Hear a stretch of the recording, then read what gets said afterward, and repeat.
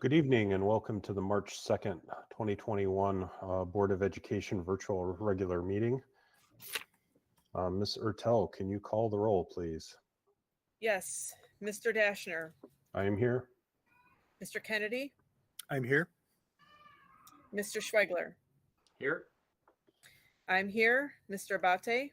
Here. Mr. Leftwich. I'm here. And Ms. McDowell. Here. Okay, that's all 7 members here. We have a quorum. Next up, we have the Pledge of Allegiance.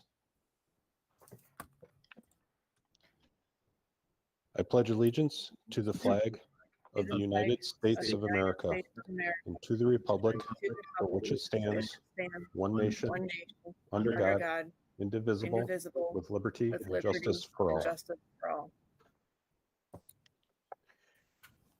That brings us to the third item on our list is public comments.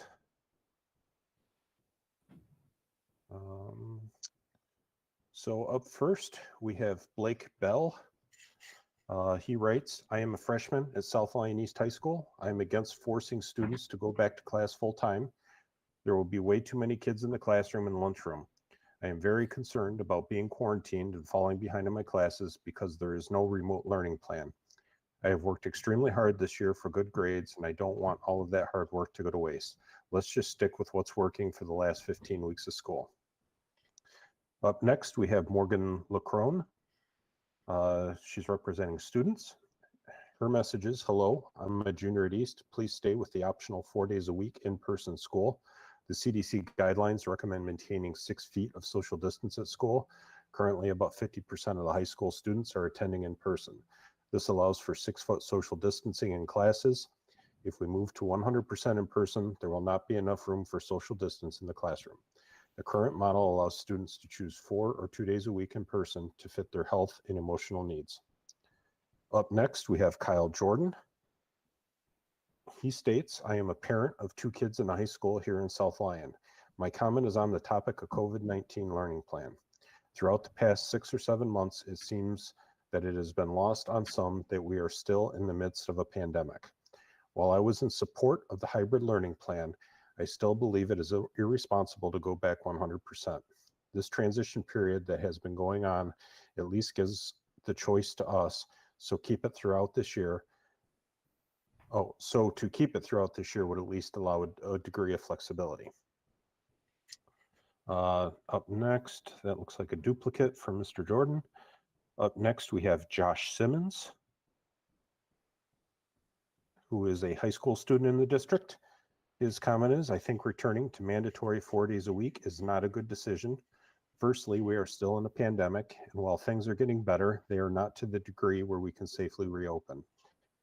As you said in February's meeting, there will not be adequate social distance between students, which doesn't seem to concern you at all when it is a matter of concern. At the very least, allowing students and parents to make the decision as it has been should continue. Up next, we have Jonah Johnson. He's the parent of a child who goes to Millennium Middle School. These past few months have been a tough time for all of us. In these times, we need flexibility, which is why I believe the board should not go ahead with the COVID learning plan and require the 4 days in person. Flexibility is key in this time, and doing this will put a strain on many of us who have been adversely affected. Let anyone who wants to go 4 days a week go and drop the cohort instead of for the rest of the year. Up next, we have Joseph Tyson. He states, I'm glad that the board is finally being sensible and not giving in to the demands of people who believe in this pandemic. COVID is just like the flu and nothing to worry about. 4 days a week in person is just what we need, as we have let a non-existent disease take over and close our schools and take away our freedoms. Up next, we have Andrew Porter. He states the CDC has given guidance that recommends most of Michigan schools stay in a hybrid schedule based on their community transmission threshold, of which Oakland, Livingston, and Washtenaw County are all at the level at which in-person full-time is not recommended. Knowing this as a community, we should follow the science instead of doing the opposite, where there is not proper social distancing. Up next is Cassandra Rawes. She states, I was wondering if since the drop of the cohort there is any data to share, such as how much percent of students chose to come in person and other relevant information. Next, we have Jen Gunderson. She writes, I asked the board to consider moving instruction from 4 days to 5. Many districts have already been successfully doing this or recently made the change to do so. Cases are down within our district and across the state. Our children deserve to be in person 5 days a week. Next, we have Hallie Kramer. She writes, any discussion about in-person learning must be framed within the reality that the ability to keep our children in person is a direct result of how we all conduct ourselves in the community. Continuing to sacrifice gatherings, ceremonies, sports as examples is a required trade-off for keeping our children in the classroom. The pandemic is not over. The virus is still a threat. The virus is still spreading. People can still die. Mass and distance matters. We owe it to our kids. Next, we have Jennifer Gomori. She was planning on calling in. Jennifer, if you're online, please press *6 to unmute. Can you hear me? Yes, go ahead, please. Thank you. CDC Director Dr. Rosalinski said she was deeply concerned as recent case declines appear to be stalling, leveling off, quote, in a very high number with close to 70,000 new daily cases and nearly 2,000 daily deaths. Walensky said she is really worried about reports that more states are rolling back the exact public health measures we have recommended to protect people from COVID-19. In Michigan, our cases have also plateaued, with a positivity rate increasing from last week. As the state increased capacity at some venues up to 50% today, Governor Whitmer warned the 3 pillars we must continue to practice are mask wearing, social distancing, and hand washing.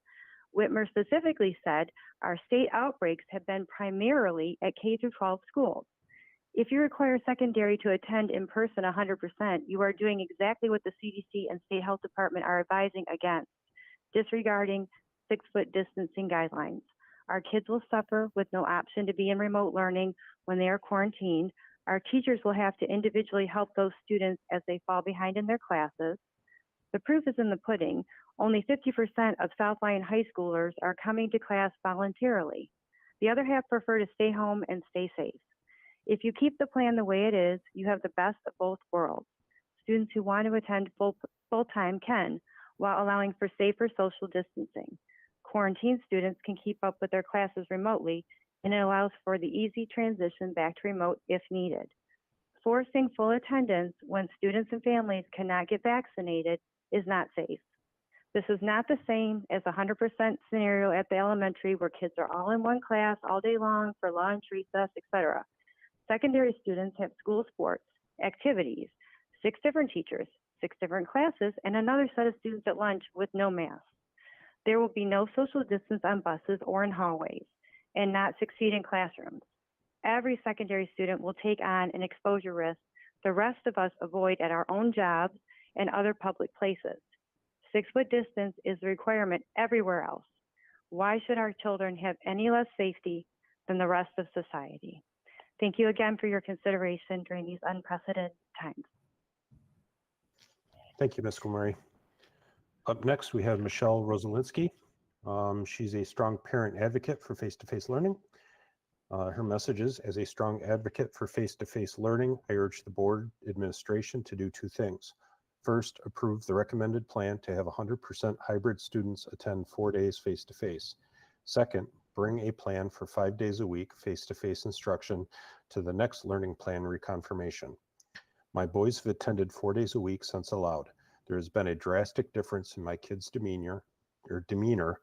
Grades have improved, new friends made, and all 3 have expressed many times how much better it is to be in their class than their rooms. Up next, we have Julianne Sleek. She represents parent regarding 100% capacity. Her message is, I'm urging you to keep the hybrid pathway and not move to 4 days, 100% capacity on Monday. Only 50% of the high school students are attending in person with this plan. It's time we listen to our students. They're speaking out loud and clear by not attending at 100% capacity. For a full year, they've been subjected to choices and decisions that have adversely affected their mental and physical health. By moving from 50% to 100% so drastically, you are putting them all under risk. What's the harm in keeping it the same? Up next, we have Kathy Kamal. She's a South Lyon East student parent. Her message is, we should have the choice to keep our children hybrid or virtual, or send them for in-person learning. A choice so we can keep our families and children safe. We also shouldn't have to go along with those that feel otherwise just because they have been louder. Our feelings on this subject are just as important.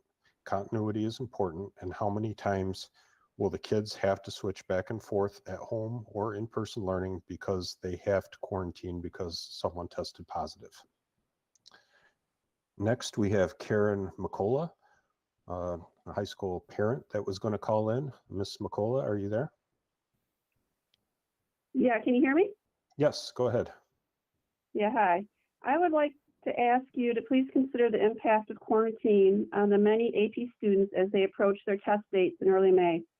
Several AP classes require intense lectures and support for students to be successful in classes such as AP Physics and Chemistry. Huron Valley Schools has nearly 30 quarantine students for each COVID case. Each one of those 30 students has 6 classes. Stress has now been added to the students who are removed from the classroom, and extra work is created for teachers to keep them up to speed.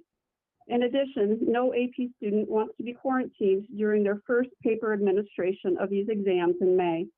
The juniors and seniors have spent the year preparing for these exams and have no future years to make up for any loss prior to entering college.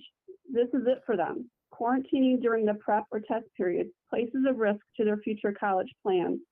I also want to comment that not all students stay home because they like rolling out of bed to turn on their computer, as has been stated in previous meetings. Some students are actually looking at the bigger picture, balancing risks, and trying to maintain their instruction. The fact that only half the high schoolers are in person speaks volumes. My own son has chosen to attend on his original cohort days and not the additional 2. Schools are responsible for public health and safety every day. This district appears to be making decisions that knowingly ignore recommendations. Despite what was stated in the last board meeting, the Michigan guidelines do not say the minimum seated distance of 3 feet is a goal that can be circumvented with additional barriers. As we asked many times before, what criteria would you use to determine how open the school is? Is health even a factor, or is the district strictly looking to see if it has enough teachers, disregarding all else? I had no intention of calling in today. I only wanted to comment that AP students have worked hard to earn credit, and high quarantine numbers really put that at risk. My mind was changed as I was reminded last night that this pandemic still has quite a bit of life left. Learning that all 11 residents in my dad's Michigan home became infected and 5 died in the last 2 weeks. Not to mention every staff member infected as well. This is not the flu that the guy in an earlier call said it was. This is not over. The disease travels silently until it finds someone who shows symptoms. By then, it's too late. By willfully ignoring guidelines, you give it the opportunity to spread. I realize I probably won't change the trajectory of your decision, but please keep this in mind as you make your future decisions. Thank you. Thank you, Ms. McCullough. Up next, we have Christina Reeves. She states, as stated in the letter from the superintendent, high school is at 50%. Clearly not all students are finding the need to attend in person. I believe the current hybrid model should stay in effect. It is a winning solution. You can go if you like, and if not comfortable, continue remote. Classroom are not overwhelmed. Health and safety guidelines can be followed, and narcissistic bullies can stop trying to impose their will onto every family. Also, I would like the board to give a data-based explanation for their vote. And that is the last public comment we have. Item number 4 on our agenda is approval of agenda. I will make one change to that before we do the approval. Item number 12, the resolution supporting in-person board meetings. We're going to remove that because the governor changed the criteria for board meetings today, and that resolution would have no value at this point. So with that, can I get a motion, please? So moved. I'll support. That was moved by Mr. Leftwich, supported by Mr. Kennedy. Mr. Tell, can you take the roll, please? Yes. Ms. McDowell? Yes. Mr. Dashner? Yes. Mr. Leftwich? Yes. Mr. Kennedy? Yes. Mr. Abate? Yes. Mr. Schwegler? Yes. And I vote yes. Okay, motion passes 7-0. Item number 5 is approval of minutes. We have the February 2nd, 2021 regular meeting minutes. May I get a motion? I'll move to approve the February 2nd, 2021 regular meeting minutes. Support. Okay, that's a motion by Mr. Kennedy, supported by Mr. Leftwich. Are there any comments or discussion items? Hearing none, Ms. Hertel, can you call the roll, please? Yes. Mr. Schwegler? Yes. Ms. McDowell? Yes. I vote yes. Mr. Abate? Yes. Mr. Dashner? I vote yes. Mr. Kennedy? I vote yes. And Mr. Leftwich? Yes. Motion passes 7-0. Item number 6, we have a teacher recommendation for hire. Mr. Archibald? Yes, thank you, President Dashner. We bring before you tonight Kim Combe.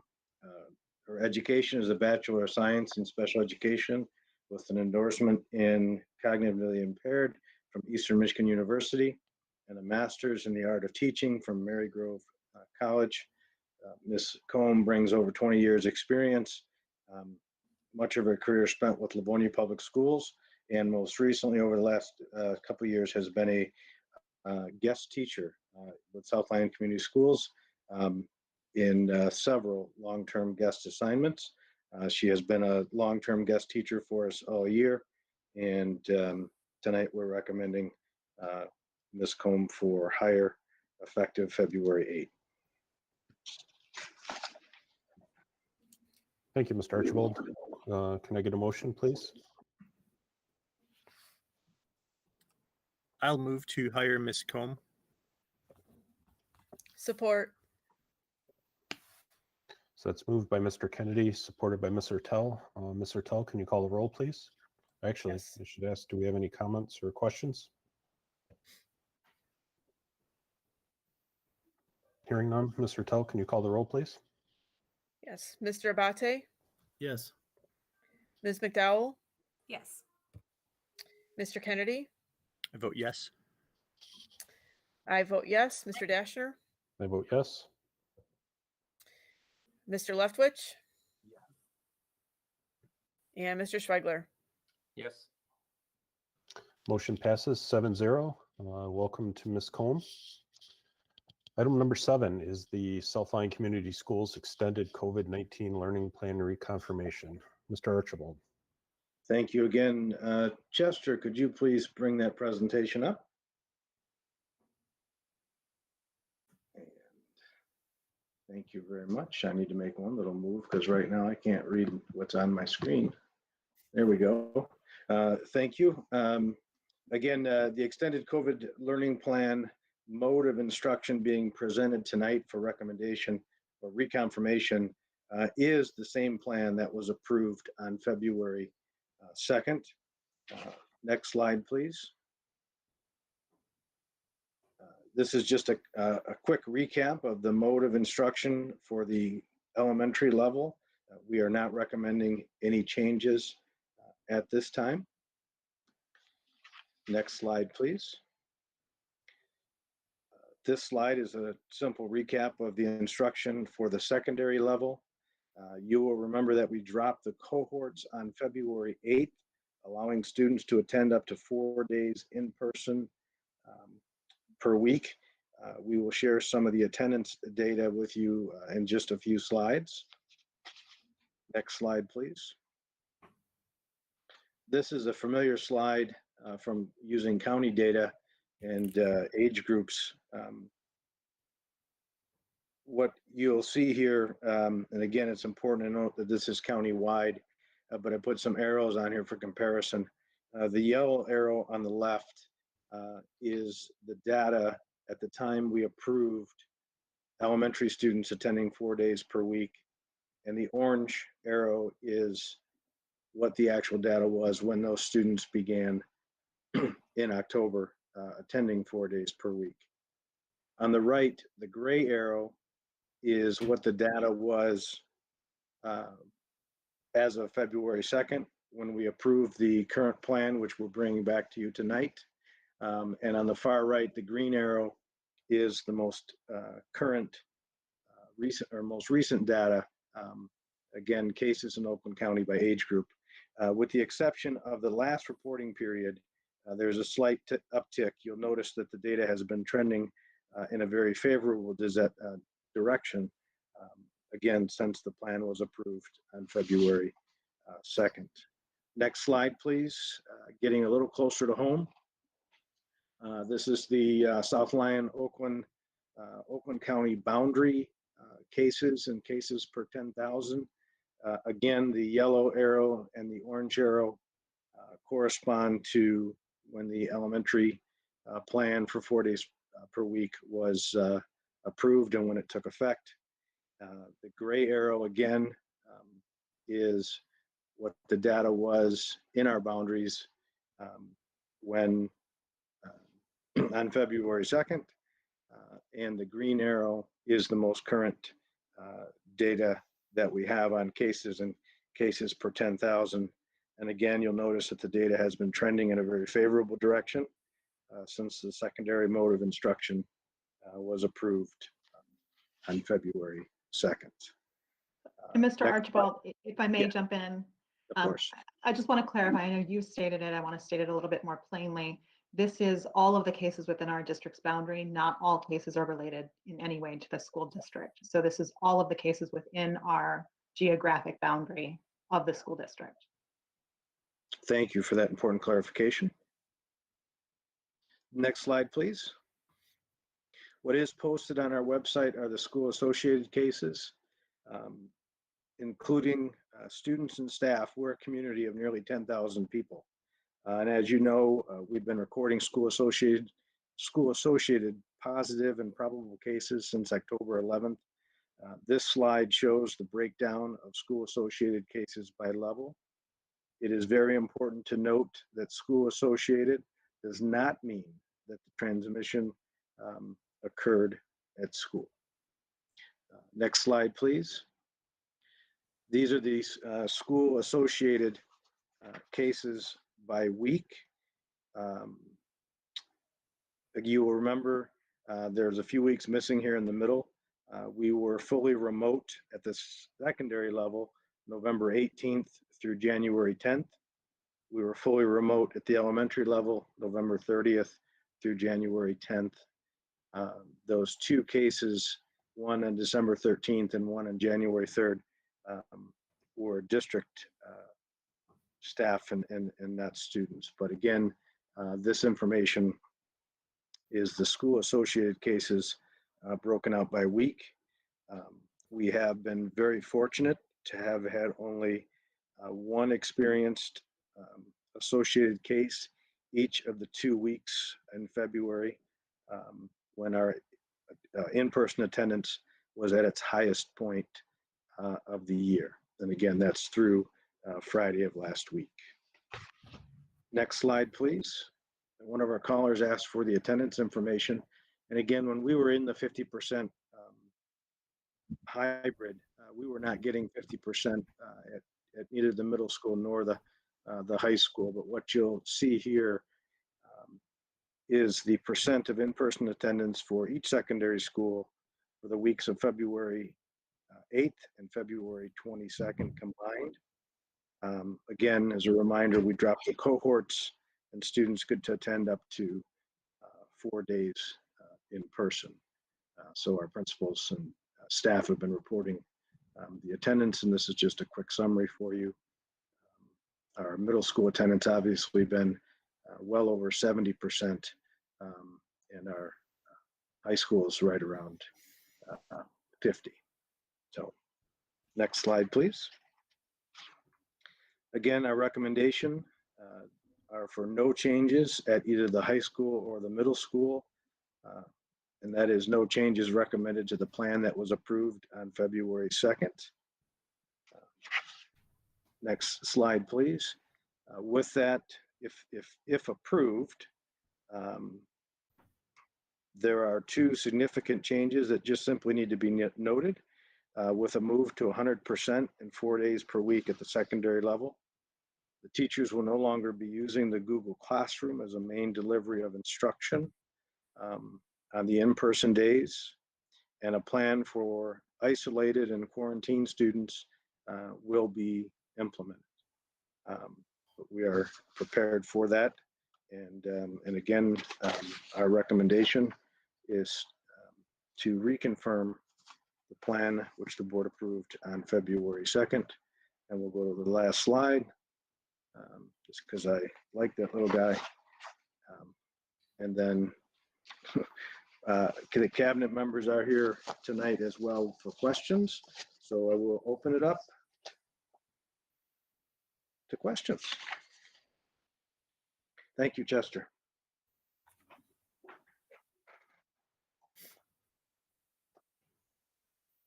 Mr. Archibald, do I need to read the recommended yes, I'm action sorry. prior to? Yes. Thank you, Ms. Kudwa. You are keeping me on today. Thank you. You're welcome. The extended COVID-19 learning plan was presented to the Board of Education on September 21st, 2020. Oakland ISD approved the district's extended COVID-19 learning plan on September 30th, 2020.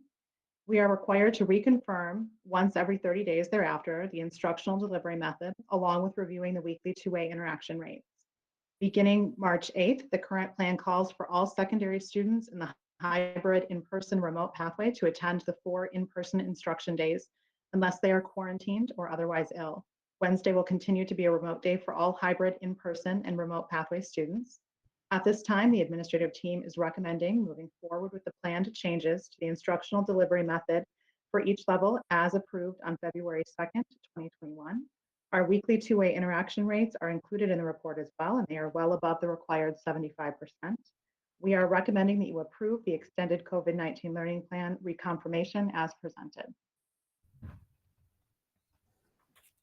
Thank you, Ms. Kudwa and Mr. Archibald. Can I get a motion?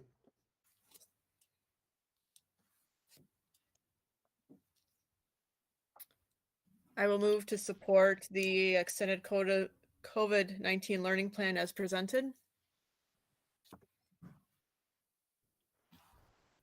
I'll support.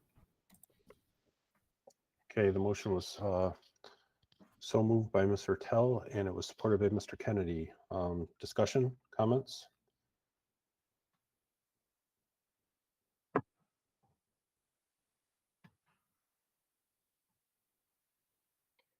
I guess I'll lead it off if no one else wants to. Sure. I'm assuming all of us use that Oakland County dashboard quite often. There's another website out there, Bridge, Michigan, which is supposed to have accurate state data as well. It seems to be that, and maybe I'm missing something. Oakland County is what we saw that you presented today, correct, Steve? The same dashboard information? That's correct.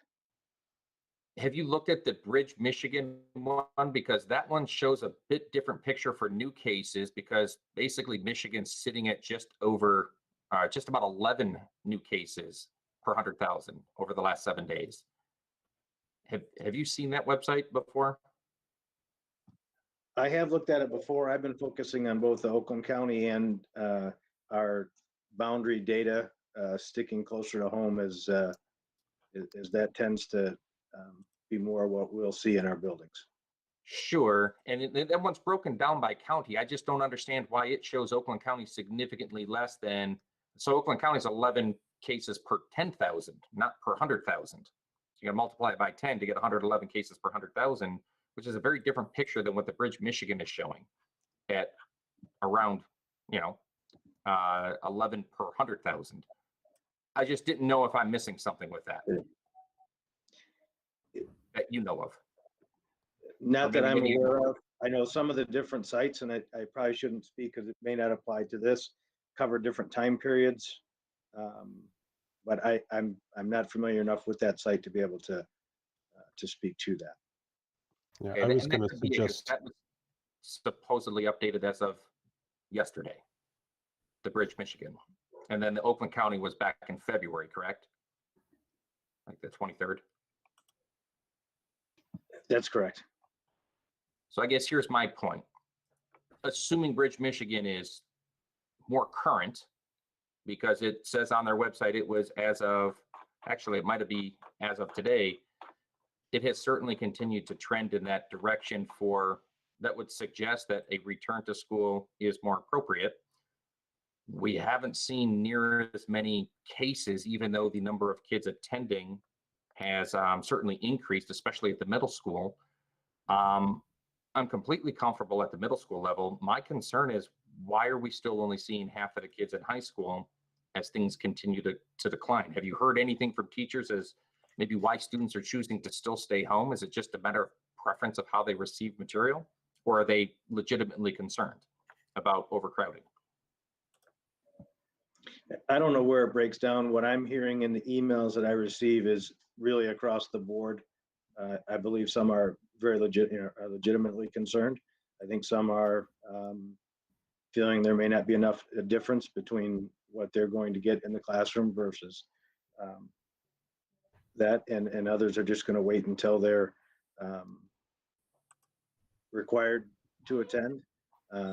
I had heard or received in one email, and again, all this is anecdotal, that the in-person attendance in some classes was a little bit lower on test day. And again, all four of those comments are things that I'm sharing, not from firsthand experience, but from emails from parents that I've received. So there are a couple parents on the board. Perhaps you're hearing more from your own children or from their friends. And although I will say this though, that we were probably seeing about 10% of the students at the high school level prior to dropping the cohort. So the fact that we're up to 50% is a considerable increase. Thank you.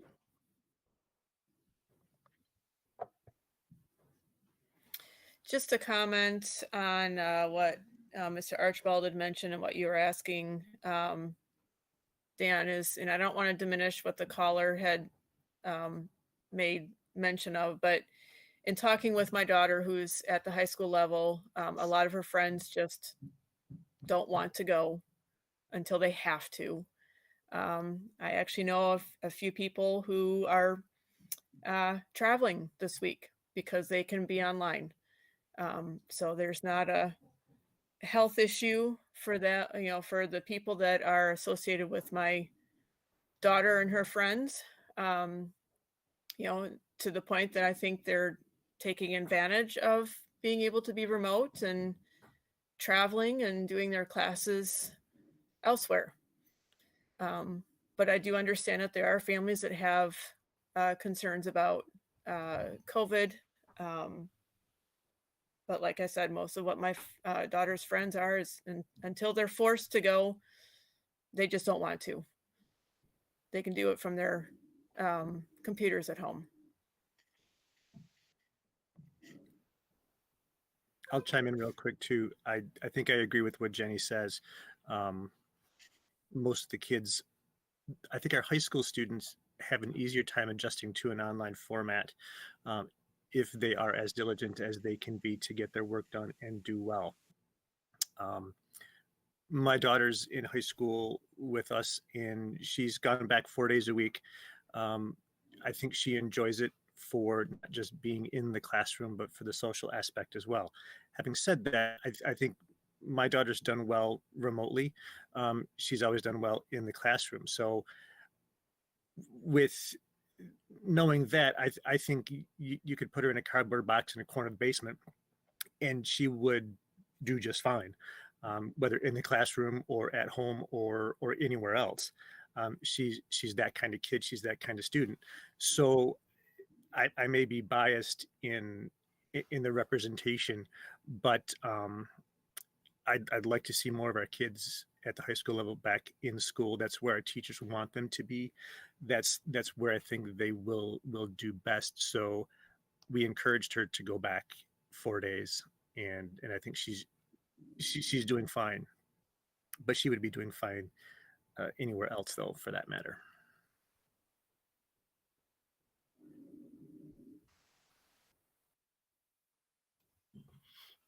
I'd like to hop in if that's all right. Sure, Mr. Abate. Thank you, Mr. Dashner. So I just want to say I've just a little bit of hesitancy because, you know, there's sometimes there's a notion of if it isn't broke, don't fix it, right? So we've been, you know, things have been a little bit quiet in recent weeks. We've had a lot of communication from, you know, one group or the other over time, but it's been quiet. And so that it made me feel a little bit like maybe things were working, but I do understand the administration's desire to bring people back. So for me, and I don't want to throw Cabinet on the spot, but what I'm most concerned about, we know it's hard to quantify how many students are staying home because the experience is really the same in the classroom versus at home. Compared to how many students are staying home because there's concern for the pandemic. I do think there's obviously a percentage of families who do have that concern for the pandemic. So I'm just a little worried about what happens. I'm a lot worried about what happens to kids who get quarantined and potentially fall behind. So like I said, I don't want to put a lot on the Cabinet right now, but maybe could we take a minute if we can and just kind of talk about some of the things that we'll do, you know, for those kids in those situations, because I think that's a really significant piece. And I think that's a lot of what, that's certainly a lot of what I've been hearing in the community from teachers and from students and from families about, you know, what happens when we go back and we don't have that online model anymore. So. Yeah. And I know you didn't want to put us on the spot, but on cue, Mrs. Weber has made herself available. She has worked with staff on the quarantine plan and will share some information with us now. Thank you, Mr. Archibald. So the teachers were given the framework for developing the quarantine plans back when we brought this plan to you guys last month. So they've had some time to sit with it, and they also had some time today to work through the details of their own quarantine plans for their particular classes.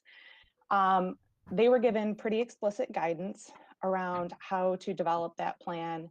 And that guidance is kind of around 4 different topics. So it deals with instruction, the activities and assessments in their classroom, grading, and the assignments that go along with that, and then communicating their plan. So with the instructional guidance, what we said is that students who are out on a medical quarantine need to be able to receive instruction to keep caught up with their peers who are in person. It's no fault of their own that they're being excluded from school. That is a guideline we have to follow, so we need to be able to keep them caught up. Students who are quarantined will be expected to join their classes remotely on Wednesdays because those days will still be remote. And the way we built those the Wednesday schedule at this point now is that it is a support day for students. So the intent there is that the students will be getting support on those Wednesdays if they are quarantined live with their teacher. The rest of the days, you know, that they are not in school, teachers have options to get instruction to their students while they're quarantined. So we gave them a menu of options to choose from. It wasn't an exhaustive list. If there were other creative ways that they could do this, that was good too. One of the options we have is live streaming or opening a Google Meet within their classroom for those students who are at home. They could also record a video of instruction and post it to Google Classroom for those particular students who are home quarantined. They could post another video from one of our resources that we have across the district that would deliver that same type of instruction to students while they're at home as well. They could also elect to meet one-on-one or in small groups with students who are quarantined. They could do that, you know, during their support time on Wednesday. They could also take some time if students are working independently on assignments during the block schedule. If they prearranged with the student, they could meet with them during that time as well to get them caught up. They could also post detailed resources and instructions for their lessons and assignments within Google Classroom. It is an expectation that Google Classroom will be maintained for those students who are quarantined so that they can get all of the assignments and activities and the instruction that they are not getting while they're in person. With regards to activities and assignments, like I said, Google Classroom will be kept up to date for those students to access their materials. And teachers are still going to continue to respond to questions just like they always have through email to students who are home on quarantine. When we talk about grading and assessment, we know we need to work with students who are quarantined to adjust timelines and give them some flexibility in relation to assignments and assessments. You know, anytime a student is absent, they do have additional time to make up materials. That will be the same thing for students who are quarantined as well. We have given teachers additional flexibility in this regard too, to make sure that what they are giving to students who are quarantined is appropriate for them not being in person during that time. And lastly, they're going to communicate these plans to their students. They will post them within Google Classroom and talk through them with their students and show students where they can be found so that students know what to expect if they do unfortunately end up in a quarantine situation. You know, we have every expectation that students who are quarantined will still be able to keep up with their peers. You know, and that is something that we have communicated to our teachers already as they've been developing these plans. That's kind of a summary of what we've done with the quarantine plan. So if you have any questions, just let me know. Thank you. I appreciate that. And I'm glad to hear that I guess I sort of assumed that, but I'm glad to hear that that option remains if staff members simply want to turn that back on, you know, during their class period. If you know you have several students out and you want to revert to the way you've been delivering instructions so you can make sure everyone's included. I think that's a pretty big deal, you know, for those kids and for the staff members to be willing to do that.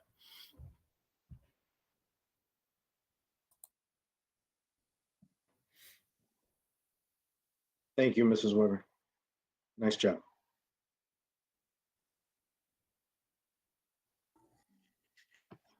Are there any further comments?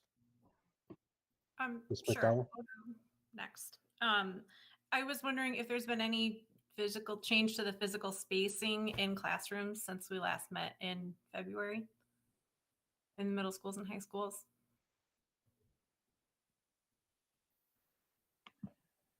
No, things remain as they were communicated then.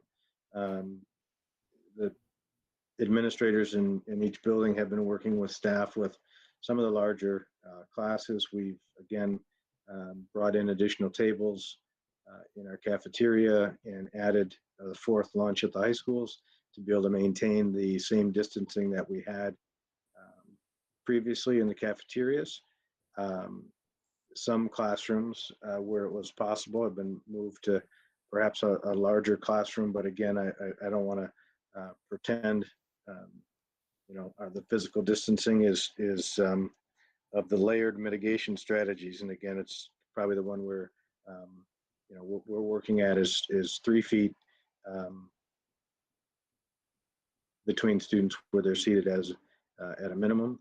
We have added barriers in some areas where students are seated next to each other, such as some of the art rooms or computer labs or science rooms.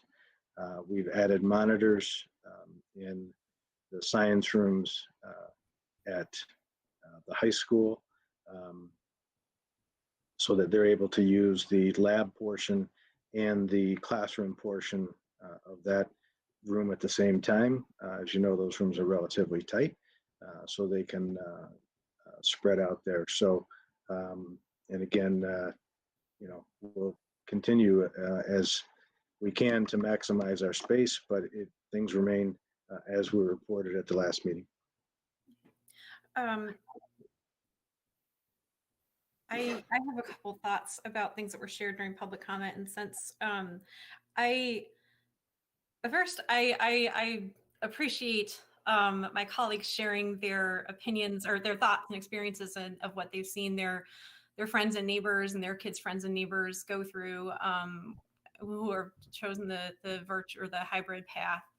But I think that we really need to check ourselves, because I think there's a lot of privilege probably coming from a group of 7 people who've been able to afford to run a campaign and donate their time generously. I don't think that the 7 of us are necessarily typical of our, or representative of our community, and that our friends and neighbors may not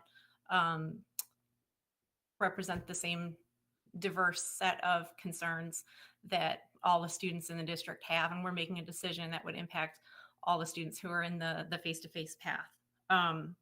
So I'm not comfortable making a decision relying on anecdotes on a small subset of our community. I also am really concerned to hear my colleagues now, or through emails, having said that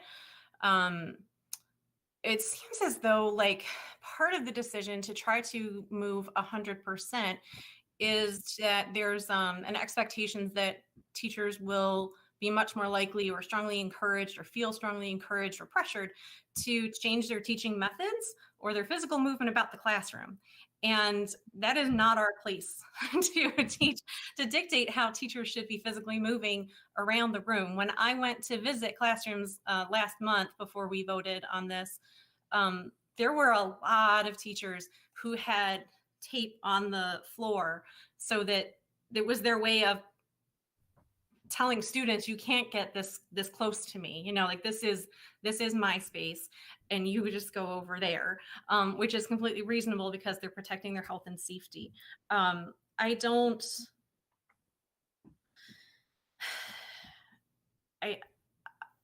If I were a teacher and I had 100% of my face-to-face students returning into my classroom, I would stay behind my desk and I wouldn't move around the room. I don't think it's appropriate for us to try to force this change so that the instruction is delivered differently.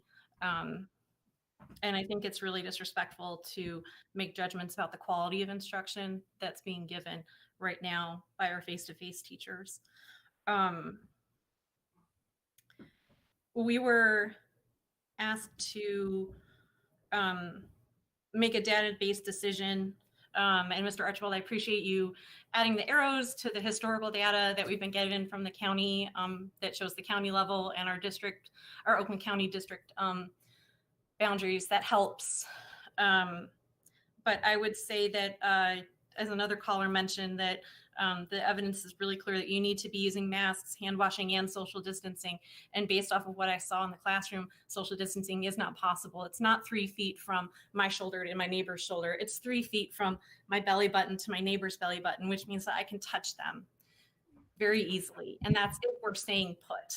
And these are kids, and I don't see a compelling need to force this change. So I'm going to be voting no. Respectfully, Ms. McDowell, I'm super confused because I haven't heard anyone on this panel or in our administration suggesting that we need to make this decision as a means to induce some change to some deficient practices of our teaching staff. I don't know where that comes from. I will say for the teachers that I've spoken with, and it's been quite a few, you know, if we want to be considerate of them, and I do, and I believe we all do, you know, we've asked these folks to essentially simulcast their courses for this entire year. And the strain of that is intense. This is a really long time for folks to try to do 2 modes of instruction at the same time every single day. So I would think, you know, if instruction is going to change, it's going to naturally change because you're going to have kids face to face and that's where your focus will be, but not because you haven't done a good job, because it might be time to get back to the way we used to teach, because we can, you know. So I'm not really sure where that, you know, it's certainly not my intention to suggest that the teachers haven't done well and we need to do something to correct that. I'm not really seeing that. And, you know, it's for me, I've been in a school building where we've had 25 to 30 students in a classroom all year long. Mr. Levwich has experienced that as well. And, you know, I do think the fact that we brought kids back with the cohorts down, we did not see a significant bump in cases or quarantines and those types of things, which is I was worried when it happened, didn't happen. I do think there comes a time when we need to make that effort. But I'll just say to the teaching staff, there's nobody up here that wants to do this because we don't think that you've done a phenomenal job this year, because you certainly have. Right. Sorry. So I'll clarify. I agree with what you said, that the teachers have done an amazing job. I was drawing on things that I've seen in emails. We've gotten lots of emails from various community members saying that the face-to-face or that the instruction that teachers are giving in the hybrid pathway is insufficient, when what's more accurate to say is that it is not equivalent. So, and I've seen responses from board members on those emails saying basically, yeah, we agree, which is really disheartening. And I think we had a bit of a discussion about this briefly last month. So I've also seen responses to when people email the whole board, responses saying that there is, I don't want to say expectation because I don't have those emails in front of me to quote from, but the gist that I gathered was that there is a reasonableness to assume that teachers will feel compelled to change their movement around the classroom and the way that they teach. And obviously the way that you teach in front of a computer screen and the way that you teach in front of, 25, 35 kids in front of you is different. But the way that I read some of those responses was that there's an expectation that you're just going to teach like you did last year, and you're going to get the kids moving around. You're going to get all the desks huddled in groups of like 4. And like, that's just not possible. Like, that teaching like it was 52 weeks ago is not possible next week. So I just want to be really clear that like, whatever decision is made tonight, we can't go back to how it was March 1st of last year. And that's what I was trying to say. Sure.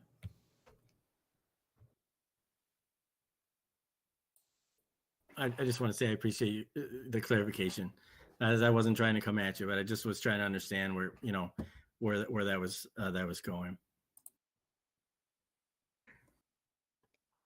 Mr. Schwegler, you have your hand up virtually. Thank you. Yeah, so kind of just to expand on an earlier comment, just to make sure we are talking correctly with data, we had 10% of the kids in the secondary levels, especially the high school. It's bumped up to around 50. Middle school has gone from somewhere in the 30s or 40s to between 70 and 80. Mr. Archibald, can you comment a little bit on how the number of total quarantined students has changed from prior to having the cohorts removed and to last month?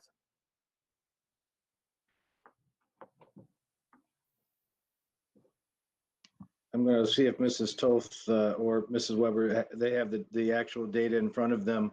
I know that, well, go ahead, Mrs. Weber, and I'll, or Mrs. Toth, because we have been tracking it, this information.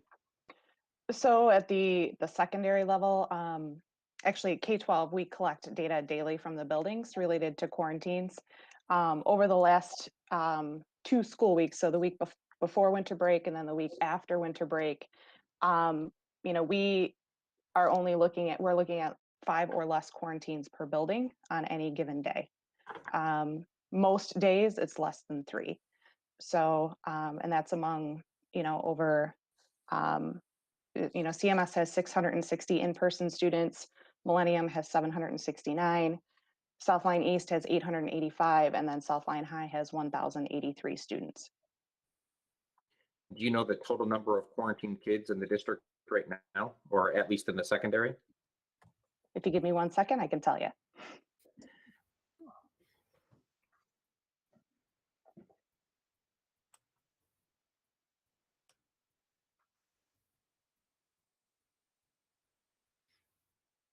So as of today, for total students who are quarantined in the district, we have 17 across all 4 secondary buildings. And then I guess my final question, and this might be more for Steve then. Thank you for that, Kristen. Right now, positivity rates are down in the low 3s in Oakland County. Do you have in your head some kind of trigger to just be prepared? If positivity rates start to tick back up again after restaurants are open to 50%, we bring the students back. Is there a trigger in your mind where maybe to be proactive, we go back to not being required so that those that are feeling a little bit unsure can go back to what we had last month? Or is this something you want to write out for the next month unless the Oakland County tells us otherwise? No, I don't have a number in my head, and I've hesitated all the way along to be an educator trying to come up with a medical number. I certainly would not hesitate as we watch our local data, we watch our quarantine, we watch our staffing. If we needed to move back to whether it's this transition phase or back to the hybrid, if we needed to do that to stabilize things, I think we're tracking the data now much better than we were at the beginning of the year, and looking at that daily and weekly to see the impact on quite a few different things. Again, to me, and I've said this going back to August, I'm looking at it operationally and how our district is being impacted by the cases that we're seeing and those that are going on. So to me, those things have a greater impact on what mode we should be in than a particular metric like that. So, that's why we're through the first couple months of the year, we started seeing where our questions were with regard to, the number of students or number of classrooms at an elementary that had a quarantined student, the number of staff who were quarantined, the number of students, the number of positions unfilled, and so forth. And so we've been collecting that information. I say we, Kristen and Sue have done a tremendous job working with the buildings to collect that information. So we'll continue to monitor it regularly. And again, I would not hesitate to move back to even the current phase if we needed to do that to stabilize things. Great, thank you. Mr. Leftwich, did you have anything you wanted to add? I don't want to force you to talk, but I also wanted to give you the opportunity if you chose. Thank you, Mr. Dashner. I'm perfectly fine right now. Without comment, I will save mine for the final comments. Thank you. I guess I'll speak to something a little bit. I have been watching the data weekly, and it's hard as a district to really get true numbers just because we are spread across 3 counties. When we get county data, it's Oakland County, and they parse it out better than either Livingston or Washtenaw does. But if I look at our 2 main zip codes, which are New Hudson and the South Lyon zip codes, the recent cases, which those recent cases go back 30 days, while the district cases only go back 14 days, they've been in a steady decline ever since mid-November.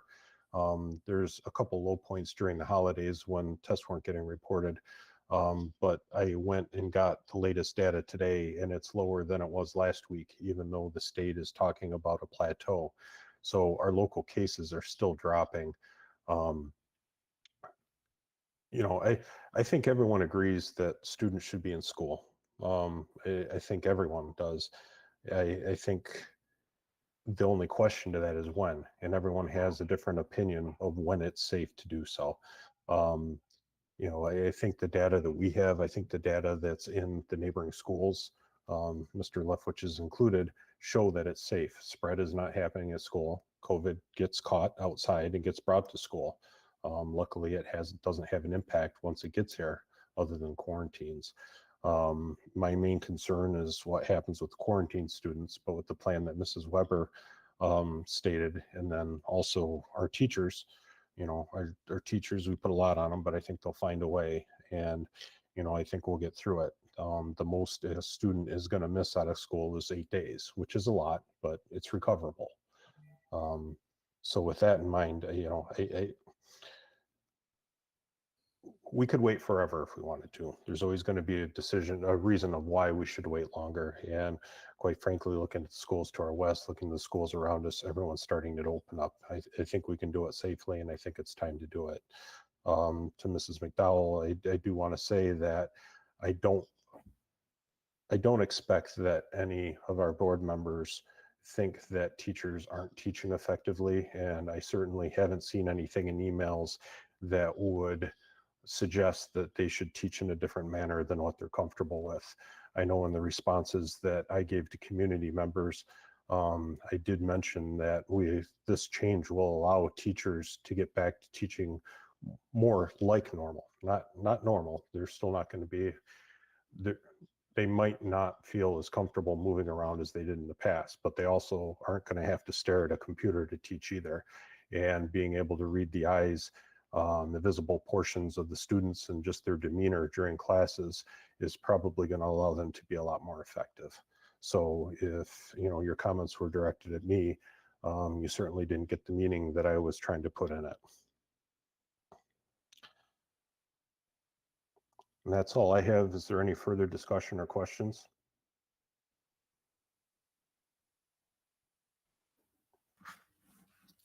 Okay, hearing none. Ms. Zertel, can you call the roll, please? Yes. Mr. Kennedy. I vote yes. I vote yes. Mr. Schwegler. Yes. Mr. Abate. Yes. Ms. McDowell. No. Mr. Dashner. I vote yes. And Mr. Leftwich. I vote yes. Okay, motion passes 6-1. Item 8 on our agenda tonight is the acceptance of gifts. Mr. Archibald, are you presenting this, or?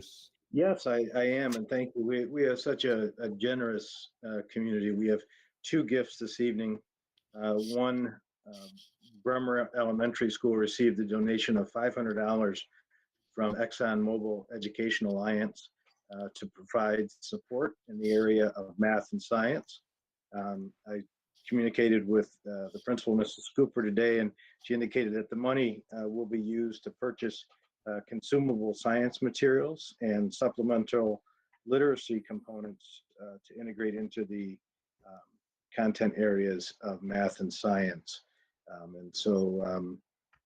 And then the second gift, Eugene Bragg donated a Melville Clark upright piano with a value of $600 to Millennium Middle School music department.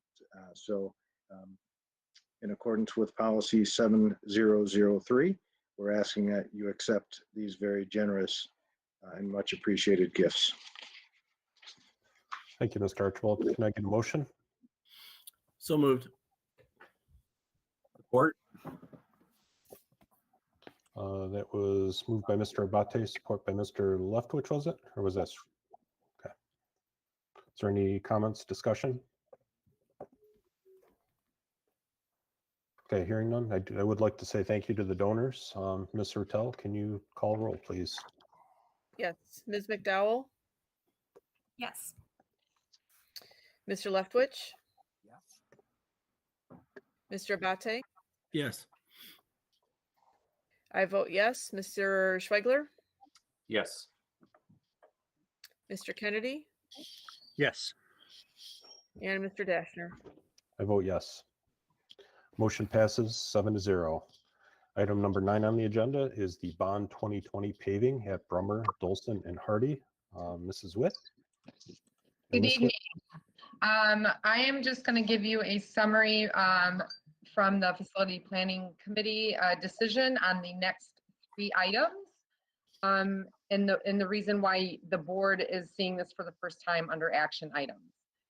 In the past, all bond bids would go to the board as informational only first, and then submitted at the following board meeting for action item. Since the bond election was postponed from a May election to an August election, it shortened the time we had to identify scope bond projects and bid the projects out. This was discussed with the Facilities Planning Committee, and to keep the bond projects closer to the original attended schedule, FPC has decided that bond bids would be approved by the FPC committee and submitted to the board for action at one meeting. The FPC decided that this will be the process for most of the bond projects. However, the bigger bond projects, such as the South Lyon High School pool project, would go to the board for informational only first, and then back again for a second meeting for action item. So with that little background, our first bid for board approval is the Bond 2020 paving at Brummer, Dolson, and Hardy. This agenda item was presented to the Facility Planning Committee on February 23rd, 2021. The committee reviewed the recommendation and approved to bring the bids to the board for approval. Its administration's recommendation to award the contract to True North Asphalt in the amount of $1,671,055.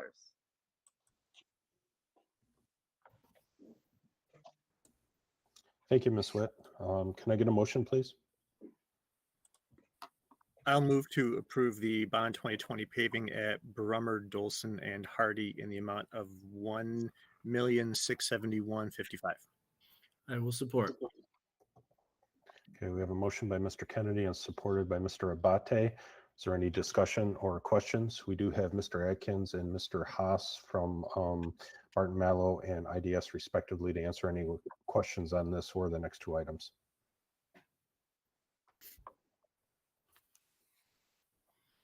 Okay, hearing none. Mr. Tell, can you call the roll, please? Yes, Mr. Dashner? I vote yes. I vote yes. Mr. Kennedy? I vote yes. Mr. Leftwich? Yes. Mr. Abate? Yes. Mr. Schwegler? Yes. And Ms. McDowell? Yes. Motion passes 7-0. Item 10 on the agenda is the Bond 2020 South Lyon East High School turf. Ms. Witt? This agenda item was presented to the Facility Planning Committee on February 23rd, 2021. The committee reviewed the recommendation and approved to bring the bids to the board for approval. It is the administration recommendation to award the contract to AstroTurf in the amount of $364,482. Thank you. Can I get a motion, please? So moved. Support. Okay, moved by Mr. Leftwich, support by Mr. Schwegler. Is there any comments, questions, or discussion? Okay, hearing none. Mr. Tell, can you call the roll, please? Yes. I vote yes. Mr. Leftwich? Yes. Mr. Kennedy? Yes. Mr. Abate? Yes. Mr. Dashner? Yes. Ms. McDowell? Yes. And Mr. Schwegler? Yes. Motion passes 7-0. Item number 11 is the Bond 2020 South Lyon East High School track. Ms. Witt again? This agenda item was presented to the Facility Planning Committee on February 23rd, 2021. The committee reviewed the recommendation and approved to bring the bids to the board for approval. The administration recommends awarding the contract to AG Sports Services in the amount of $77,300. Thank you. Can I get a motion? So moved. Support. Moved by Mr. Kennedy, support by Mr. Leftwich. Is there any comments, questions, or discussion? Hearing none. Mr. Tell, can you call the roll, please? Mr. Kennedy? I vote yes. Mr. Abate? Yes. Mr. Dashner? I vote yes. Mr. Schwegler? Yes. I vote yes. Mr. Leftwich? Yes. Ms. McDowell? Yes. Motion passes 7-0. That brings us to section B, the information and inquiry section. Item 13, administration. We have the International Academy Consortium Agreement Amendment. Mr. Archibald. Yes, thank you. I will try to walk through this relatively concisely. As you know, there is a consortium agreement related to the International Academy. In addition, South Lyon Community School students attend the IA West Campus through a cooperative agreement with Huron Valley Schools. On June 15th of 2020, the South Lyon Board approved 2 resolutions regarding the International Academy Agreement. One of those changes amended the governance structure, and the second was an election of 2 at-large members of the governing body. I'm bringing to you this evening additional revisions to the International Academy Consortium Agreement for your consideration and eventual approval. The why behind these changes, and again, I've shared with you Exhibit A and Exhibit B. Exhibit A simply reflects the areas of the entire agreement for which there are proposed changes. It's not the entire agreement. But the why behind these changes is to clean up some language and make clear a couple of points so that all 13 districts will support. When it was decided in June of 2020, there were only 11 of the 13 districts who voted to support the agreement, and we believe this will get all the districts on board.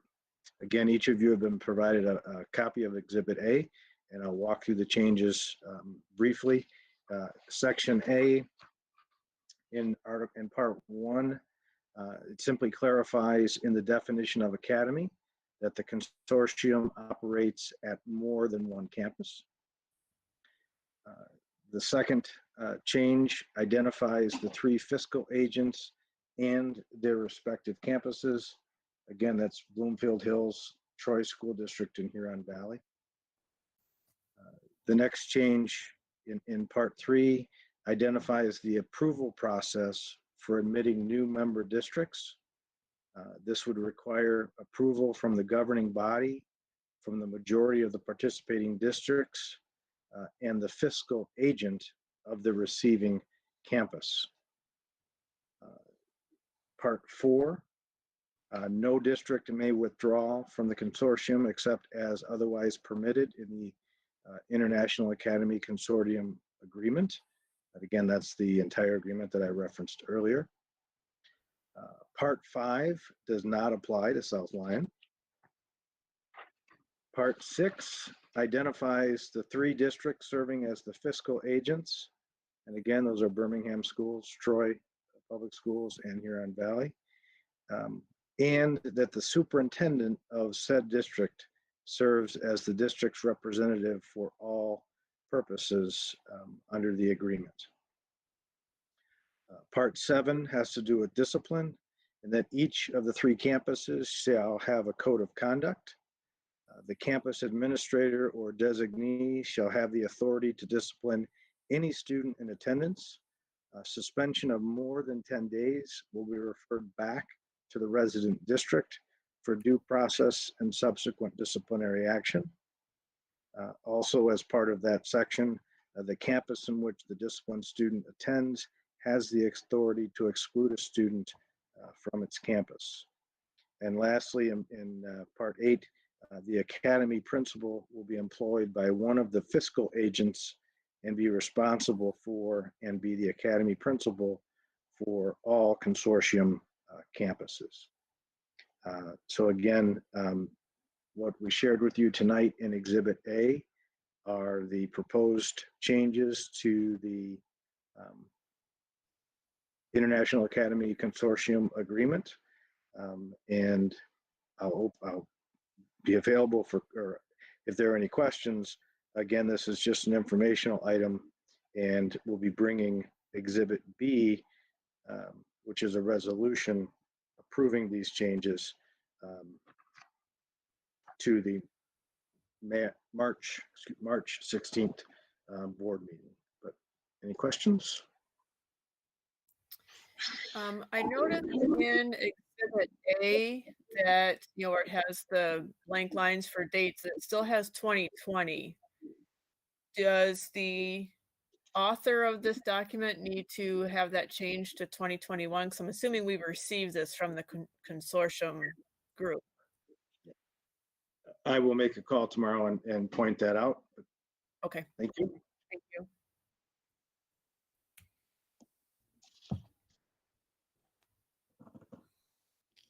Okay, thank you to Mr. Archibald.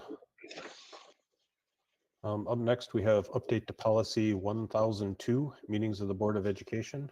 Mrs. Kudwa? Yeah, so as you are all aware, the Open Meetings Act has changed a couple times this year, and may change again. We are being advised by Miller Johnson, who prepares our district's policies, that the cleanest way that they would like us to handle this moving forward is essentially to update our policy so that it is a little bit less explaining all of the pieces in the current law and more confirming that we will follow the current law. And then what would happen is anytime that law were to change, we would bring a resolution to you. So the resolution has a few advantages.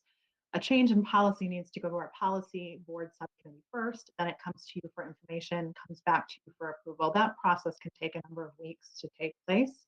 A resolution can come to a single board meeting and be adopted and moved forward with. And it also makes known to the public and to all of you what the rules are that those meetings will operate under.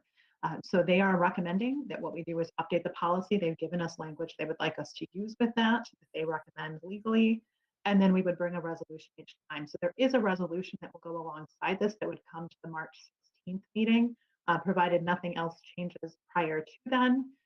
So this is the change to the language of the policy. It has gone to our policy committee at their February meeting.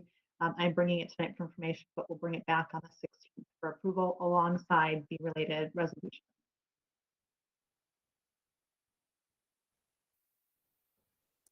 Thank you, Mrs. Kudwa. Are there any questions? Okay, up next, we have Mrs. Kudwa again with an update to policy 2006, student bullying. Yes, so Miller Johnson is also recommending that we move some of the language that currently exists in our policy into our administrative regulations as it relates more to how we handle reported cases from an administrative standpoint. So there is a chunk of language that they are recommending we pull out of the policy and move to the administrative regulations. So this language matches what they have. Our policy committee did request a couple of tweaks to the language that came through Miller Johnson. One of which is that it's the superintendent or designee, reflecting the fact that in many of the cases related to student discipline, Mr. Archibald has designated that is my role in the district or the role of the assistant superintendent for SETA services. Also reflecting the language from school principal to building administrator, so that if it is an assistant principal who is doing one of the investigations, that they are able to move forward with that and still in compliance with our policies. So there's a little bit of language cleaning up that our policy committee recommended, but again, this is the informational piece to it. We'll bring it back on the 16th for approval. Thank you, Ms. Kudwa. Any comments or questions? Okay, up next, we have legislation. Mr. Archibald? Nothing to report this evening. Okay, board committee reports. Legislation, Mr. Leftwich, I don't know if you've had the opportunity to attend anything. I believe we had you on that spot. Yeah, excuse me, I did attend the meeting, although much of the time was still spent on candidates seeking votes for the Michigan Association of School Boards. So nothing of real consequence really came out of it, and hopefully I'll have more to report next time. Okay, thank you. Policy committee, although I think we just heard your report. Yeah, that was essentially it, and we have not. Tonight's meeting did not take place, so we'll get you again on the next one. Okay, thank you. Finance, Mr. Schwegler. Yes, we met yesterday, spent a good chunk of the meeting talking about some of the proposals in the governor's budget. A lot of it centered around how to basically soften the fall of districts whose attendance has dropped as a result of COVID and who may not fully recover immediately next year. but because it's just in proposal stage and nothing's been approved, it's kind of a moot point to really go over a lot of those details. The one thing that we did touch on at the very end, and at our next meeting, we should have a lot more information, is a change to how the district's finances will be rated, like the Moody's bond ratings. Since they're changing things, it could have an impact on us. So Stacy will be getting more information, I believe she said next week. And then hopefully we'll have some more details on how that may or may not impact us going forward. Thank you, Mr. Schwigler. Facilities and planning, Mr. Tell. Yes, so we actually had a meeting just before this meeting to go over some of the upcoming projects. Obviously, you saw the 3 that we approved for bidding that will be going forward. We did get some additional information on the South Lyon High School pool estimate. They got a little bit more tightened up numbers on that, and they're moving forward with some internal meetings with stakeholders. We discussed briefly the South Lyon East High School auxiliary gym, science labs at the high school, flooring projects at Kent Lake in the high school, playground phase 1 at multiple elementaries throughout the district, as well as, looking at upcoming bid packs, as well as discussed these items that are going to be coming by Barton Mallow and IDS to our next board meeting on the 16th to give a full report to the entire board for all the projects upcoming and some guidelines or not guidelines, timeframes for projects in the next year or 2. Thank you, Mr. Tell. Mr. Kennedy, curriculum and communications. We have not met since our last meeting. I believe we're scheduled on the 11th. Thank you. Oakland County Schools Diversity, Equity, and Inclusion. I was not able to make the last meeting. I forget, there was a conflict, whether it was a work conflict or a school board conflict, that I couldn't make that meeting. Okay, other? Oops. Sorry. Also, I believe we're both on that committee, Jen, and Mr. Tell, excuse me. And no, I was not able to make it either. Yeah, I think we listed you as an alternate in case there was a conflict. Any other, Mr. Archibald? Nothing from me. Thank you. Thank you. Reports, South Lyon Education Foundation. Mr. Abate, do you have a report from them? I do indeed. Yeah, we got some things going on and some opportunities out there. So the South Lyon Education Foundation is currently awarding micro grants of $100 each to district teachers and staff on a rolling basis with a quick turnaround. Please visit the website, www.slefoundation.org, to fill out the simple application. SLEF also continues to accept applications for this year's Perseverance Awards, which are 2 $1,000 scholarships given to a senior at each high school who has overcome significant obstacles or demonstrated dramatic academic improvement throughout their high school careers.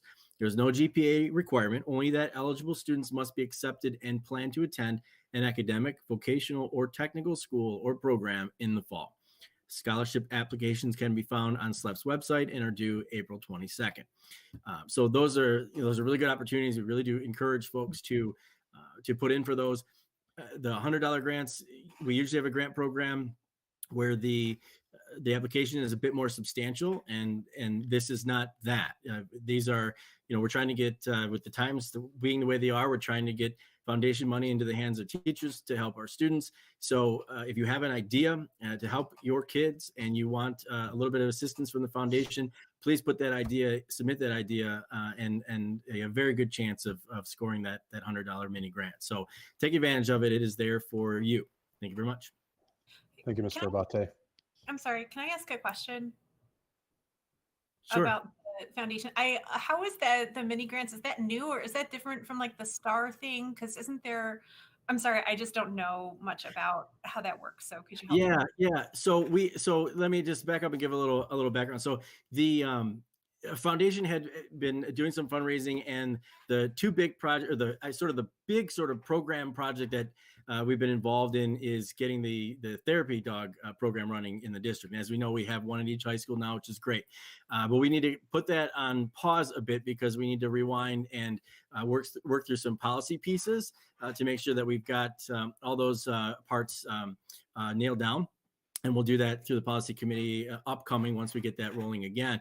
So rather than just sit on money that was intended to be earmarked for the next couple of of dogs for buildings, given everything that folks are dealing with right now, we wanted to just start getting that money out in as low stress a way as possible. So that's what the $100 mini grants are about. It is different than the Star Awards. Star Awards are a way to recognize staff members for a smaller donation. I believe they're about $25 if you want to donate to the foundation, and you can put out a recommendation in the form of a Star Award for a staff member for the work that they're doing. So that's a nice thing.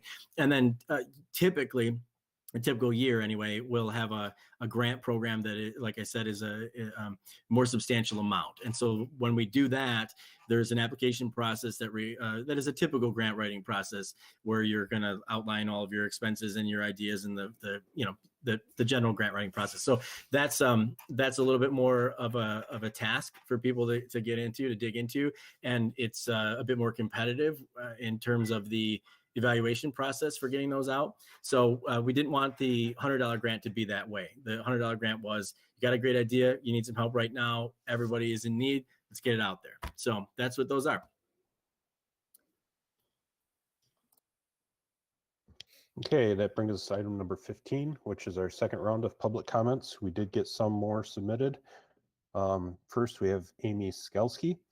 She writes, I don't understand why parents are against the hybrid to in-person option at this point in the school year. A choice was given to switch to all virtual at the end of the first semester. It is frustrating to the parents who actually want their kids to go in person. They are already wearing masks and washing their hands. The fixation on 6 feet apart is not a magic number.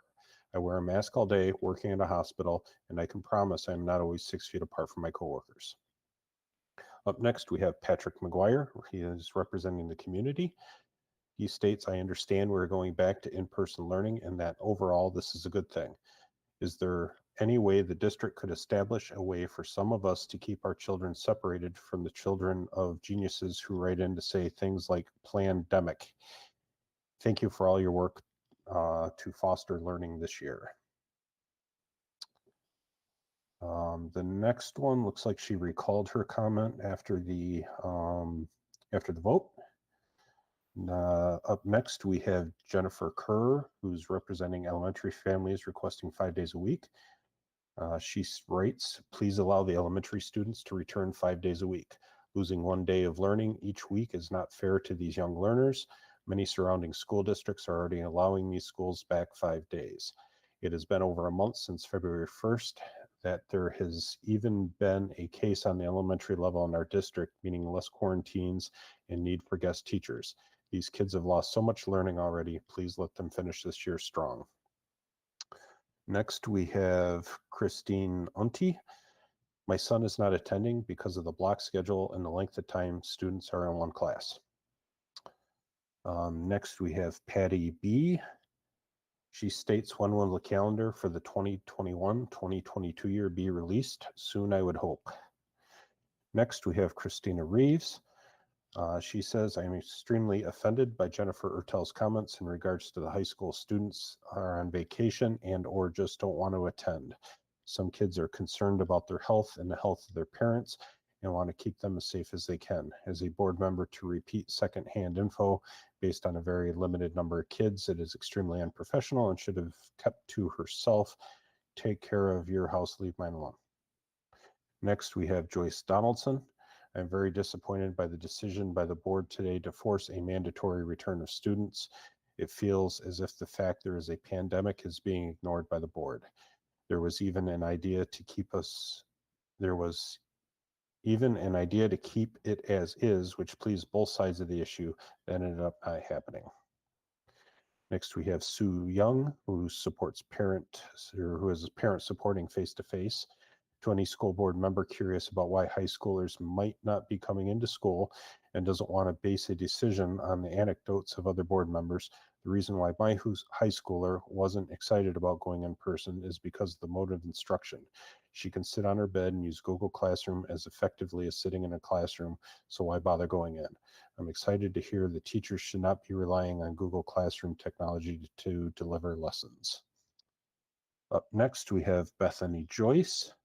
She states it's very frustrating to see that the board tonight voted to reopen our schools, going against the guidelines set by the CDC, the Michigan Department of Health, while also tying the hands of students and parents. I have one question for each of the board members and the superintendent. Do you understand that returning 100% won't be within the CDC and MDHHS requirements, and in doing so jeopardizes the health of the community? Up next, we have Jonathan Moore. He says, thank you for not bowing to the hysteria of COVID and what has been a sham since the beginning a year ago. Lawrence Redder states, I would like to directly ask a question to Ms. Hertel. While the feelings of your daughter might be valid, do you understand that you as a member of the board are uniquely privileged and the anecdotal experiences of yourself aren't equivalent decision-making evidence to public health guidances? Next, we have Theo Westerly. Why don't we have any choice? And that is it for public comments for the night. Item number 16, correspondence. Mr. Archibald. Thank you. The only piece of correspondence we have was the resignation of the South Lyon High School principal, Mr. Chad Scaling, who has taken a position as the Director of Human Resources with the Brighton area schools, and started there, I believe, last week. And we thank him for his service to the district over the past 11 years and wish him the best of luck in his new position. Thank you. Item number 17 is our meeting dates. Those are listed there for your reference. And that brings us to item 18, board comments. Ms. McDowell, would you like to go first? I want to say happy reading month to all of our young readers in the district. If families, from what I've heard, and the virtual path at least, are having a tough time getting their hands on printed materials, as a virtual family myself, I've found the South Lyon Library staff in the children's area to be super helpful when I go in and I spend my 15 minutes there quickly describing things that my daughter can and has not yet been able to do. And that Flyleaf Publishing has an excellent library of ebooks and little worksheets that can help supplement your reading material. And it's really accessible because it's decodable, which means that you should be able to have your child sound out most of the things. So. Thank you. Mr. Leftwich. Thank you, Mr. Dashner. I'd just like to take a moment to acknowledge and thank South Lyon teachers. In the last year, they have gone from fully virtual instruction to back to the buildings in a hybrid capacity, and now we're asking them to go face to face. And it's been incredibly stressful, and there's been a lot of strain. And I think it's important to recognize that without them, without their dedication, and without their efforts, that this entire operation is impossible.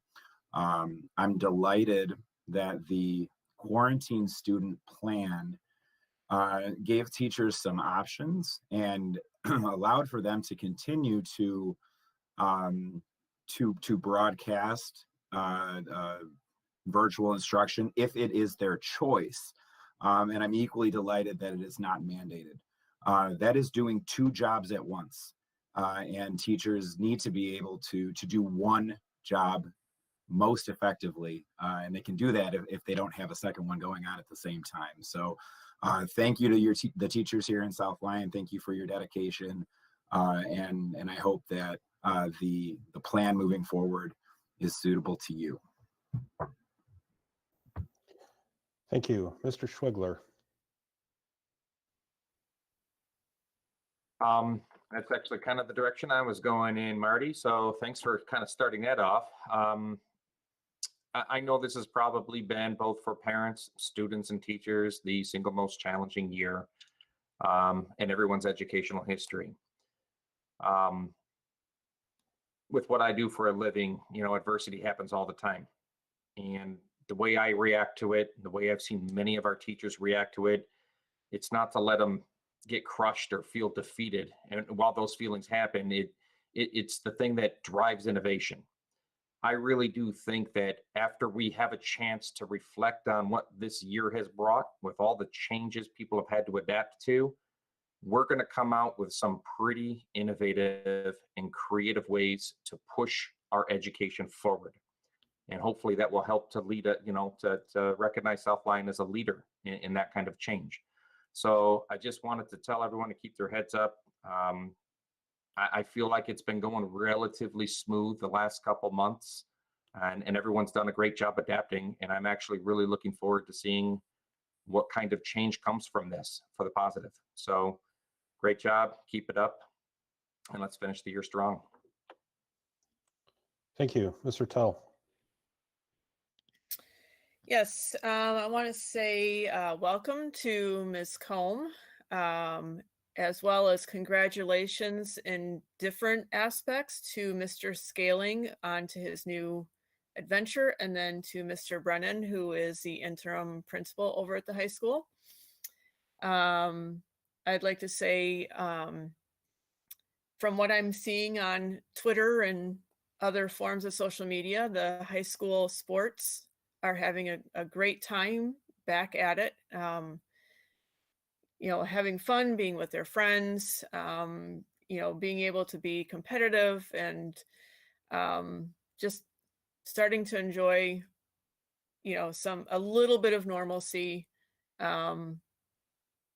in their daily life. So it's great to see that a couple sports. I'm not a huge sport person. I do feel or see that a couple teams are doing very well. So keep up. And to all the teachers, I hope you enjoyed your week off for winter break, and hope that going forward with this new path that it's an inspiration to you to teach kids and to have them in class and work with them and just inspire, as I know you do every day. And looking forward to seeing bond projects happen this summer. It's been a long road, little hiccups here and there with COVID, et cetera, but great to see some actual dirt moving this summer. So with that, I will say have a good week and enjoy the sun. Thank you. Mr. Abate. Thank you very much, Mr. Dashner. So I struggled to organize my thoughts here. I struggled a lot this week thinking about the concept of not trying to fix something that wasn't broke. And things have worked just recently with what we've put in place with dropping the cohort. So that's tough. But I believe, from my perspective, and I believe the board in general, we've committed from the beginning that when things improved, as things improved, we would respond with it to try to bring some normalcy back into the buildings to the best of our ability. And I know that brings a lot of anxiety with each one of those shifts. We were hybrid for a while. There was a lot of anxiety about bringing our elementary students back in person 4 days. We did that. It has worked thanks to our incredible staff, their dedication, their commitment to our mitigation efforts. It has been functional, has worked. There was anxiety again about dropping the cohorts, all justified for folks to be nervous across the board. But we've seen that work as well.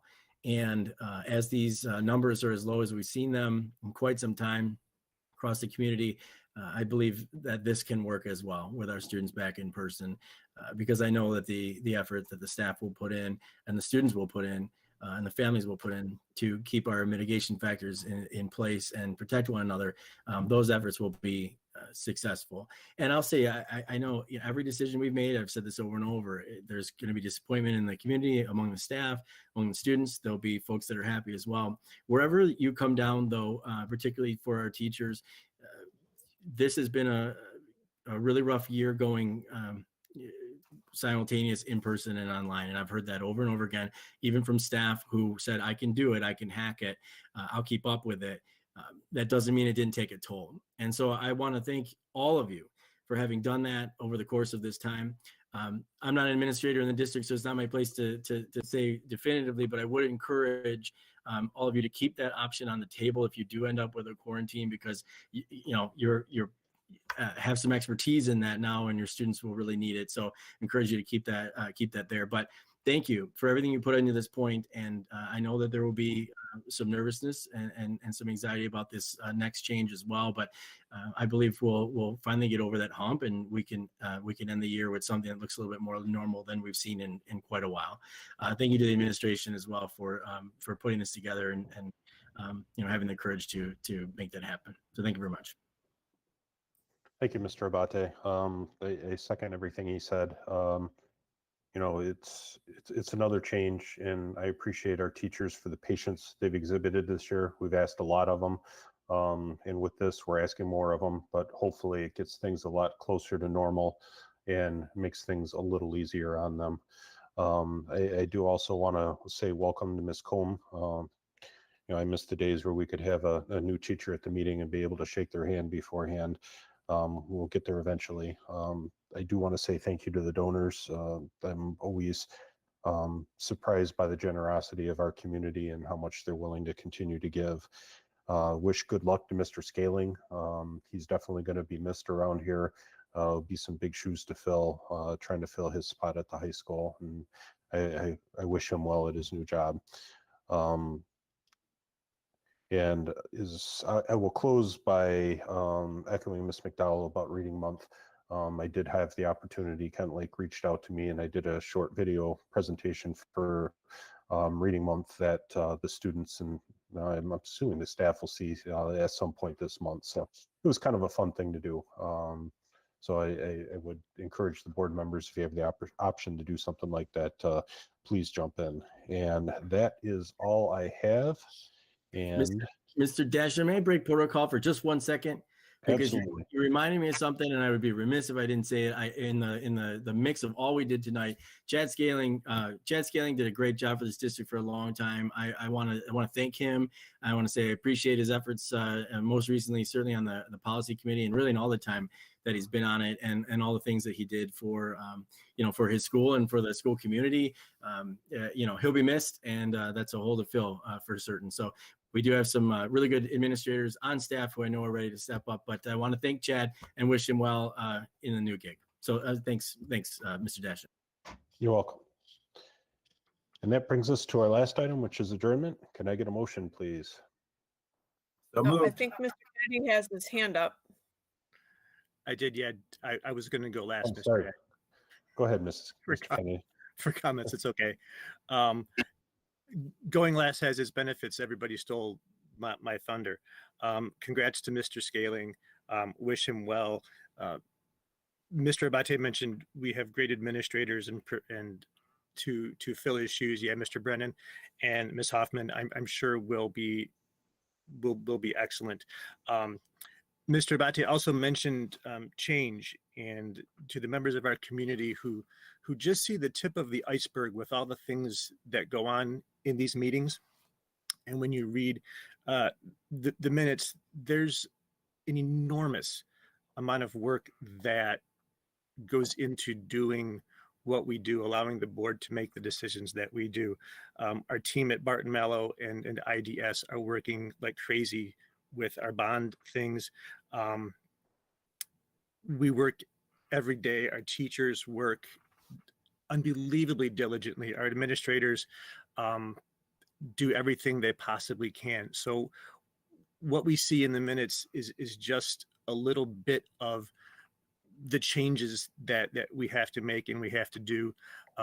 We don't like change. We don't like to do anything different, but I don't want to say in hindsight, but down the road in a month or a year or 2 years or 5 years, if we can embrace change as being cathartic, as being a learning experience, we're all better for it. And we certainly have done that this year. So our teachers and our staff and our administrators, we support you completely. welcome to Ms. Combe at CMS, and we have to thank her for being a guest teacher for us for the past year, if not longer, in all of the long-term guest teaching positions that she's had for us. It's a difficult time to get into teaching and guest teaching for us. We certainly appreciate that and wish everybody good luck. So thanks to everybody. Keep up the good work. We all are certainly appreciated all the way. Thanks. Thank you, Mr. Kenny. I'm sorry I passed you. I even had your initials written down here, somehow crossed it off before I called on you. It's Please okay. accept my apologies. It's okay.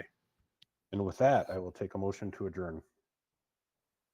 I can move to adjourn. Okay, moved by Mr. Kennedy. I can support that. Support by Mr. Abate. Mr. Tello, can you call the roll, please?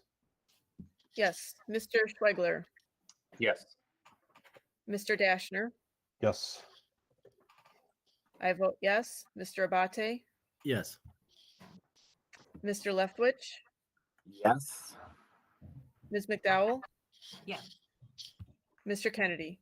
Yes. Okay, motion passes 7-0. Meeting is adjourned at 8:46 p.m. Thank you, everyone. Have a good night. Thank you, Have a good everyone. evening. Stay well.